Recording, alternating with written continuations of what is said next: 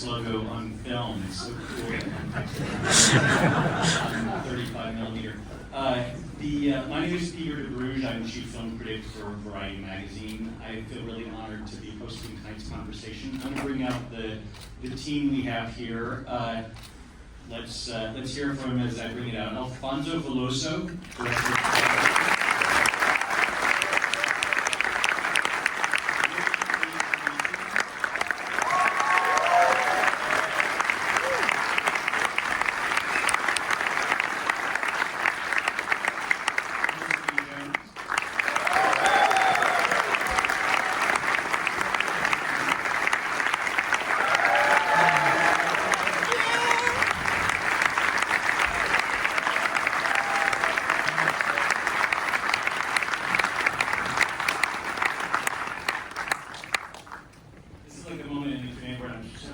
Energy and excitement, but I feel like this movie is just so reflective. It's like I was saying, I didn't know my heart could hold all of this. You know, it's like I think you give us so much to feel and to think about. And this was my second time through. I hope you guys will have a second and 12th and 40th time. I want to watch this movie every year because I feel like as I grow, I will see more things in it. But it's based on this slender, teeny tiny little novella that I picked up feeling lazy once because it has so few pages and I could read this. And it's become one of my favorite books, and it's positively unadaptable until now. Tell me, what made you think you could do it? It's Dennis Johnson is Jesus' son, really brilliant writer, but it's not a story, it's something else. Was it your idea, or did someone kind of approach you with opportunity? Yeah. Well, thank you for saying all those kind words, and thank you all for being here. It really means a lot. Also for our 35mm prints to be shown.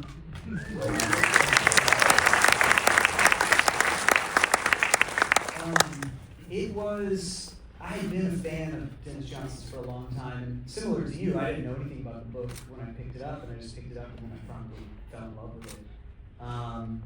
But I didn't think about it as a movie until much later. Years and years later, I made a film called Jockey, and there were some producers, Marissa McMahon, Ashley Schlafer, and Will Janowitz, who were producers on the film. They had the rights to the book and had been trying to find someone to make it, and they reached out and they asked me if I was interested. And then I went back and read it again as, thinking about it as a movie, and at first, it did strike me in the same way as you, this doesn't feel like it's adaptable. But then there was just so much beauty and poeticism to it, and it just seemed so rich for a film adaptation, and just in terms of the world. And it was really the story of Robert Greer at the heart of it that it felt like a beautiful thing to be able to show this very simple life and treat it with all the depth and power that it actually had, even though on the surface it might not seem that way.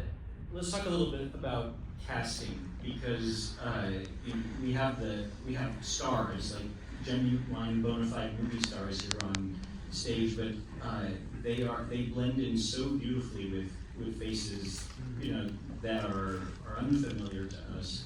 I'm curious, let's start with the stars. We've got you all here. How do you cast Robert? Were there doubts? Did you always know? It's a really tough role to try and think about, because it's got to be somebody who fits into this world and you believe could be a logger, but then also somebody who's an amazing actor, and somebody who can age up and age down, and then also on a very emotional side, can play somebody tough and masculine, but also somebody very tender and soft, and then you can believe could be chopping out a tree, but then also kind of birthing a baby.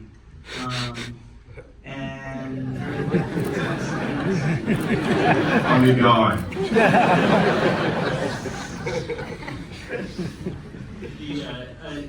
Joel, kind of coming to this project, what was the attraction for you? I mean, this movie kind of lives on the shoulders of this character, and it's not the first time I feel like you've played someone who's just kind of got his hands on the earth. You know, it's like these kind of blue collar, everyday men. But I feel in many ways that I know this is a lot of Australian actors. I know we almost feel guilty that we're actors, that we should be doing something more, hardworking, and certainly and by the way, I actually more and more as I get older believe that entertaining people and telling stories is an absolutely dignified pursuit, whereas I used to be like, oh yeah, I'm just an actor and it's, what am I doing for the world, you know? But my grandfather and my great-grandfather were farmers, and my father went in a different direction, and I always felt like part of my life was meant to head down that road. And I was given big fat hands that could have, definitely, I find it hard to text, but maybe I could have built things once upon a time.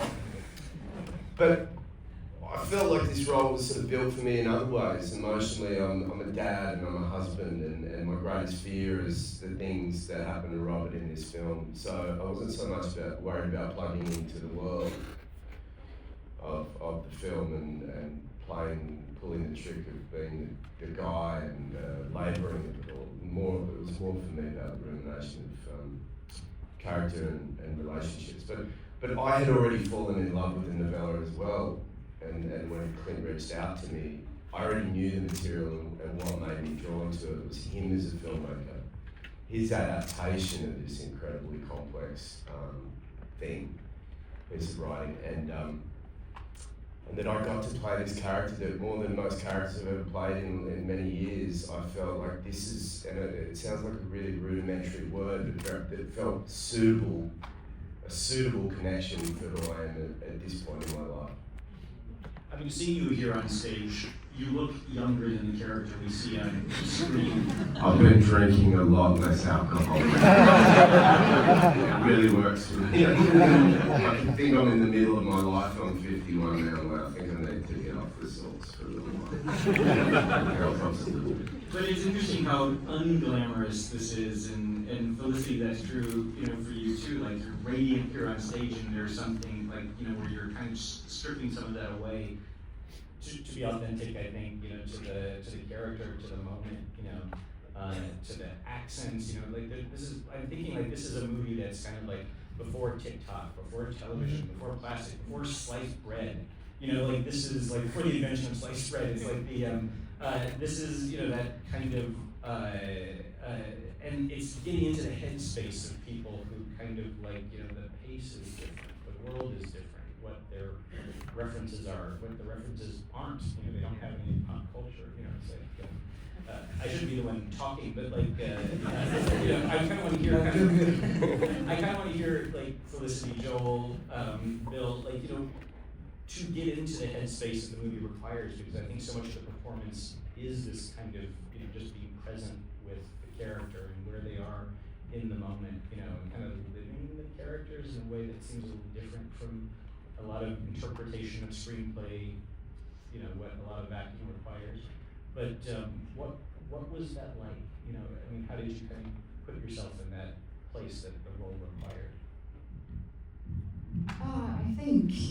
I think the film has, the thing that first attracted me to it was this little family at the core, and their struggle really, they, as you said at the beginning of the film, they're having a difficult time, and they're struggling financially, and that somehow the specificity of their situation really resonated. And I think for us on the day-to-day of presenting them, so to speak, was not to present them, was to, as you say, was just, it's as though you get these little snippets into their lives. And so you want to feel that it's as naturalistic and easy and unpretentious as possible. And as you say, these people, they're not self-aware probably in the same way that we are now. They're not used to seeing their image. They're definitely in in a space and time where everything is about survival. Is, what can I do to feed my family, to make sure that we get through the next day, and that was very much at the core of Gladys. Is she's an absolute pragmatist. It's just what can we do in this situation to make the best of what we've got in pretty difficult circumstances. It's interesting. I remember with the movie Brokeback Mountain, the Heath Ledger character in that movie being like someone I recognized from real life, this kind of stoic, unexpressive man that exists in the world and seldom exists on screen because characters are constantly telling us what they're thinking and feeling. But I feel like that's there's a relation between that kind of portrayal and what we get from Robert. It's like he opens up, I think, over the course of the film to that beautiful moment. Series of scenes with Carrie Condon, but because a lot of it is not verbal, it's like how did you, Joel, kind of interpret what's being asked of the character? I think there's, look at most films and they're about, mainly about people doing extraordinary things. They're about generals or presidents or people doing things that we go to the cinema and project ourselves into the seat of someone maybe more fantastic than us. And this film really celebrates the ordinary human being, which I think most of us believe we are. And within an ordinary life, it's amazing that you often don't realise how epic the things you go through are in terms of feeling. And I think, to fall in love is such a peak in your life. To become a parent is such a devastatingly beautiful, complex responsibility. And then to experience grief is one of the big things that most of us, if we live long enough, will have someone we love taken away from us. So I think ordinary life is more Shakespearean than you really sort of maybe assess in your own sense of your own values. And I think the audience can relate to that. So what Robert goes through, I think people can reach in and say, I know what that feels like. And of course we have Will Patton's lovely narration that helps not just jump ahead in time to take us through this decades-long journey, but also occasionally give you a sense of what's in Robert's mind. But I feel like even with very few words, I think Robert becomes a very relatable man that a lot of us might know. I certainly know a lot of them that feel a lot, that the well runs very, very deep, but it often doesn't spill to the surface. And when it does, it means something. And so I think the audience can really track that without him kind of contradicting his own character of substance. Bill, your character is kind of the opposite in that he's one of the more loquacious characters in the movie.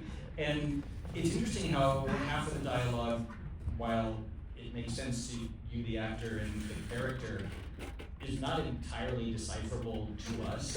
It's like, just talk a little bit about kind of like, who this guy is, and I have a feeling that your performance is very different from the other actors around you, because you're getting to speak and sing and kind of like, be exuberant, I guess, in a way that others aren't. What's the question? That's a good question. I like the idea of just like setting up an idea and hoping that it inspires something, but maybe that. Well, I was thinking about when I read the script. If the script's good, I'm in. And this is a beautiful script. It read like it looks, and in my mind's eye, I saw this movie. So, and I love the character, but I could be wrong. When Arn comes in, he's described as an old codger. Isn't he? Again, I think so. That got my attention. That's something you hadn't done before and could do here. What is that accent and where does it come from? I immediately heard aren't having a Southern accent, and particularly that lovely round Deep South accent as opposed to the hard R's. And I don't know why. And we talked on the phone, you said, yeah, why not? You sound nice. I don't know why either. I didn't think about it that way in listening, hearing him and writing it. And then he tried out this like almost very dignified Southern accent that was just so perfect for the character. Thinking about somebody who, a character who fits as well here, like in this world of logging as he might on a whaling ship, or working in New York doing something. You can just imagine this guy anywhere, except for Kansas. I definitely think there's a prequel in here that sets up why Arm has such an issue with Minnesota.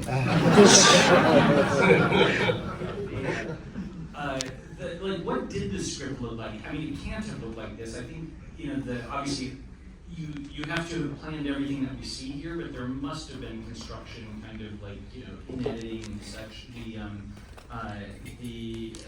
Bill's part remains pretty robust, but there are people like Clifton Collins, who's another movie star, who's in it for just enough to teach the lesson of characters can die, kind of like just like that in this time period or whatever.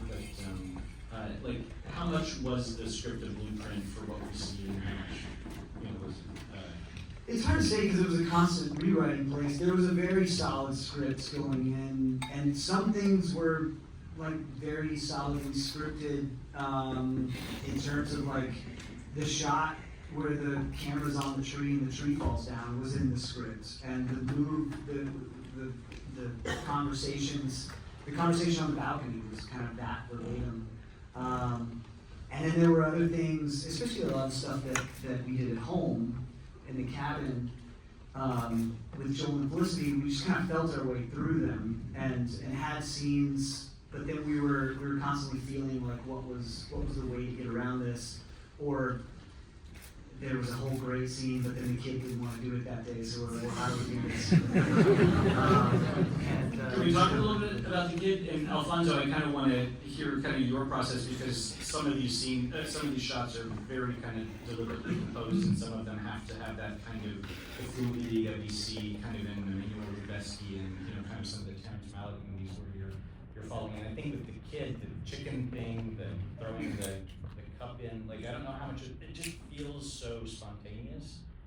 Yeah, I followed a lot of chickens. But I feel like for us it was we wanted, Clint and I talked a lot about how to make this movie look like watching someone's memories.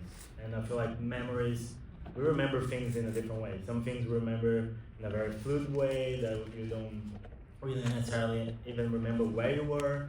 Some things you remember in a way that is basically about where you were, what exactly you were seeing, you're seeing it through the window or something like that. So we wanted to have a very mixed language in that term. And I feel like that helped with situations like the kids or the animals, that we had to be more open to what they would give us. And I think we did a bit on Jockey. I feel like Clint is a master on allowing that to happen and realizing that, okay, this is not working the way we're supposed to. The kid is supposed to be happy, but the kid is crying.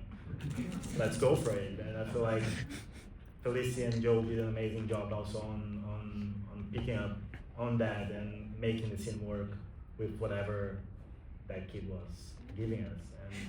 And I feel like the language, the handheld that really inhabits those moments also allowed for us to just follow them around for half an hour nonstop and see what happens. And I feel like those little moments are a lot from that. But we wanted also to have a lot of really planned shots, like that tree falling down where the camera is attached to the tree, and it's just a mix of everything.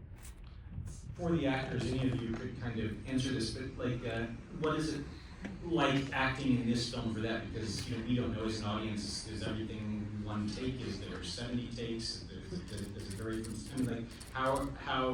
how is Clint finding the performance, and are you even kind of aware of what's being collected, or are there enough?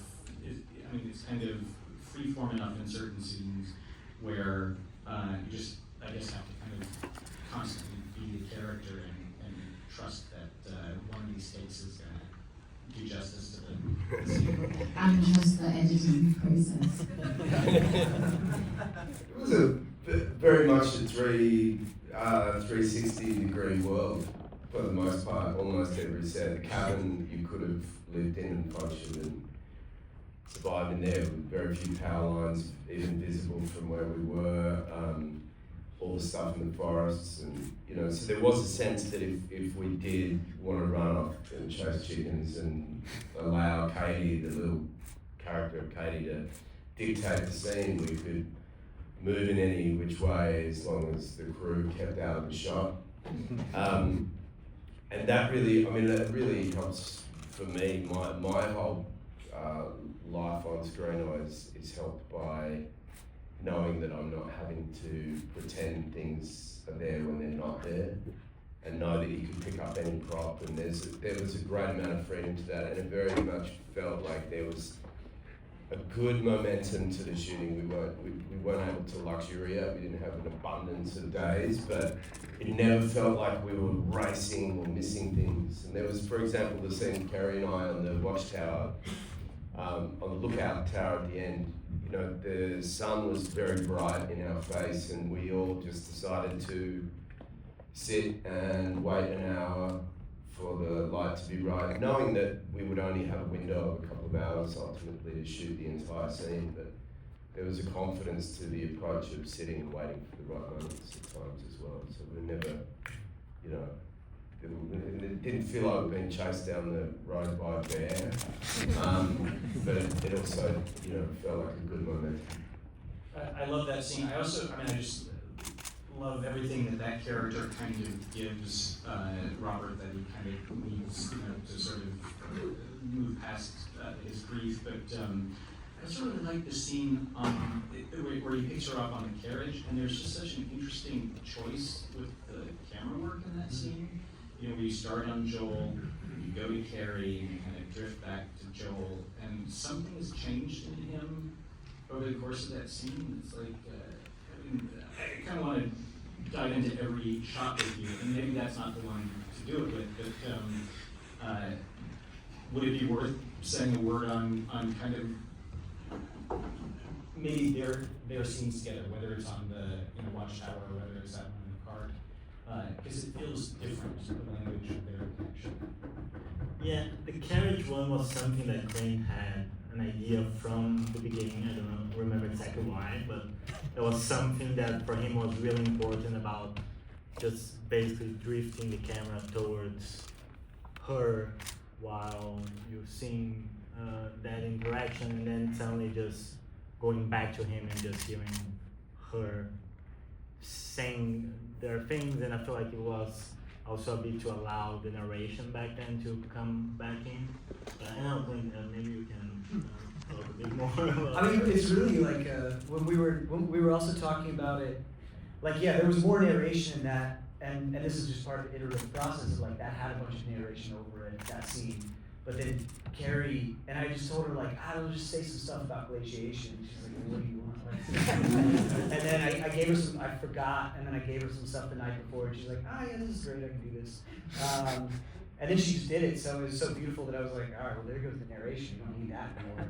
But we were really talking about it of like, it's like a car shot, and we've seen 15,000 car shots, and so how do you do it in such a way where it's like, where it is kind of, to your point, what you said, it's like accentuating the change that he's going through, but also like giving us the feeling as viewers through the way the camera's moving that he's feeling, of like kind of an interest in this person or something's different about this person. All these people have wandered in and out of his life, and some have blown up and gotten fallen trees on them and all this, but like this person's kind of different.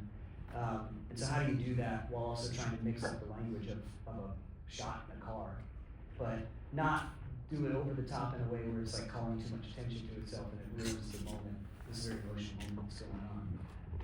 And another kind of reference that seems to be there visually is just, it's there in the aspect ratio, but like photography and the photography of that era, and their compositions they're done at a real distance. You know, like some of the scenes with Carrie are that way. A lot of the logging scenes, I think, with Paul Schneider, you know, that whole scene that plays out kind of in a single shot. Talk about maybe your visual references, which I assume are not cinematic, but maybe more period researchers. They're both. We talked a lot about, Adolpho and I talked a lot about Tarkovsky, just the way that he moved the camera and the way that he treated nature and things like that. But you want to talk about some of the visual references with both? Yeah, I feel like the aspect ratio for us was going back to that thing about memory, and because 3:2 is basically the aspect ratio that you use to see pictures on, so whenever you look into your old family photos, that's probably the aspect ratio you're gonna see. So we thought that that would be a good aspect ratio to bring back that feeling of watching basically those pictures moving and those memories of someone that you might not have known, and you're trying to piece together all those pictures that you've seen through his life to get an impression of who he was. And we also talked a lot about Dorothea Lange's pictures, especially from the Great Depression, because there was something about the way she portrayed those horrible moments in a beautiful way also, and because we were talking about grief and a lot of destruction also in nature, we thought that it would be interesting to bring back a bit of what she did back then with framing, and like having smaller faces and a lot of headroom around those characters, and that was also an opportunity to bring nature in a strong way to the movie, because again, nature is also a character in the movie, and we wanted to portray it as so it's basically shooting two characters together. Whenever Joe is there logging, we're not just shooting Joe logging, we're shooting Joe within nature, and that's also a character that's being affected by what that character is doing. So it was just really trying to make nature be a character. Like You use no lights too, right? that's true. Yeah, I feel like it comes from the feeling. I mean, for me, I feel like it's so hard sometimes to connect with period pieces because that feels so distant. Like whenever you're watching and okay, they talk in a different way, they dress in a different way, they like everything is just so different. And I feel like being as naturalistic as possible would maybe help the audience being able to connect. And also, I always feel like it's so hard for me to be here in front of the lights, in front of the camera, and I'm always thinking like, how do they do that? And I feel like you're already dressed in a weird way and talking a different way, not having a bunch of lights around you might help, I don't know, but so I feel like having a smaller footprint would probably help. So I feel like it's a bit of everything. Our goal visually to be able to be as faithful as possible to nature and to what you get on those locations light-wise, but also to have a smaller footprint to allow them to do their thing, so just don't get in the way. When we were doing Scenes by the Fire, Bill and I and John Deal, and there was no extra lighting to that scene, and a sense of not even knowing where Adolpho and the camera was started to actually just feel quite intimate at the end of the evening as it was in the story, not knowing where everyone was and just knowing that it was being captured, but not exactly knowing where from.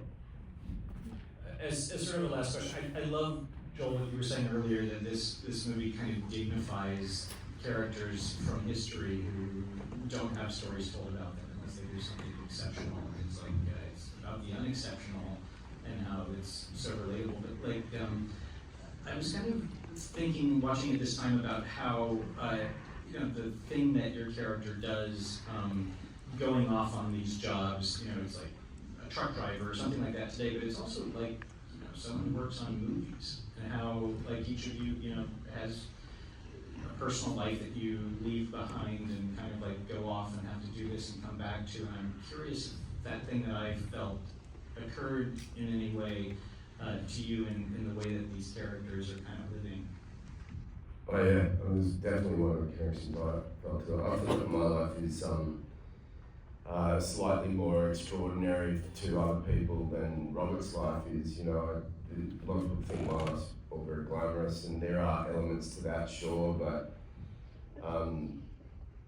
and whatever privileged seat I sit in, I still have to wrestle with these things. It's like, I feel like even if that's someone who goes 45 minutes or an hour down the road to work, the guilt you feel about disconnection to kids, and I'm constantly wrestling with that and going, all right, well, how does my work life change now that I have 4-year-old kids and I can't take them out of school, and how much am I willing to go away from them because I care about a project enough to split my love between work and family, and I think we all wrestle with that in our own ways, that we've got to go make the money, and children don't really understand that, and we're trying to harmonise those two worlds.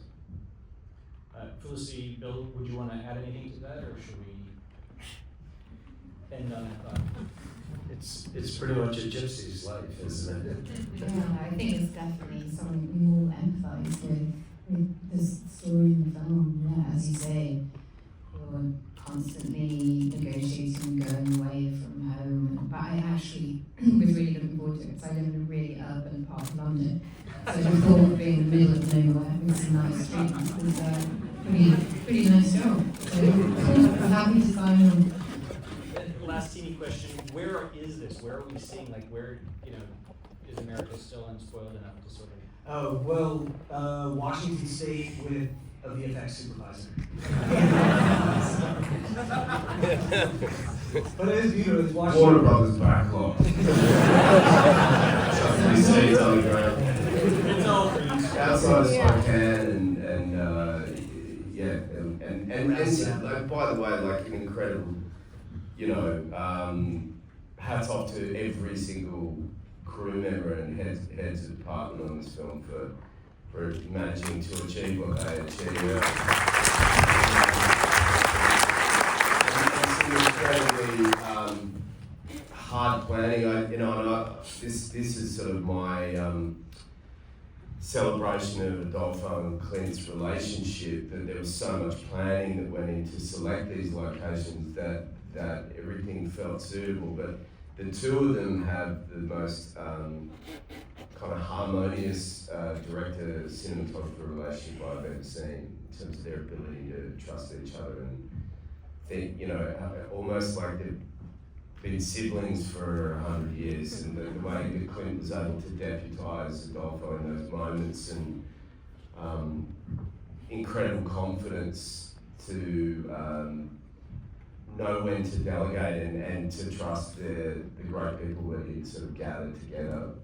And just such a great spirit behind all of that. It was not just, I think, a good result, which we all hope for, I think, as people making the film, but a really very special process. It's such a unique and beautiful film that results, it's the kind of film that everyone will have access to because of Netflix, but if you've sort of felt a special connection to the way you saw it tonight, there's, I guess, limited engagements where it'll be showing on 35 millimeters, so your job as my fellow evangelist for this movie is to let people know that they can hear it this way. Thank you to the team, thank you to the